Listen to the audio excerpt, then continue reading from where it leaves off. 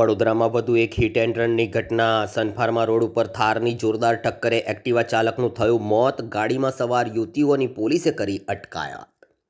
વડોદરા શહેરના સનફાર્મા રોડ ઉપર હૃદયદ્રાવક અકસ્માત સર્જાયો હતો, જેમાં થાર ગાડીએ એક્ટિવા ચાલકને અડફેટે લેતા એક્ટિવા ચાલકનું ઘટના સ્થળે જ કરુણ મોત થયું હતું।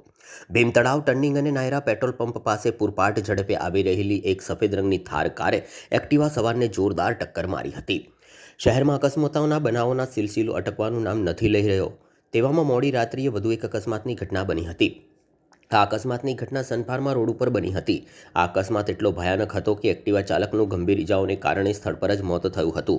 અકસ્માતની જાણ થતાં જ એટલાદરા પોલીસ ઘટના સ્થળે દોડી આવી હતી। પોલીસે મૃતદેહને પોસ્ટમોર્ટમ માટે ખસેડ્યો હતો।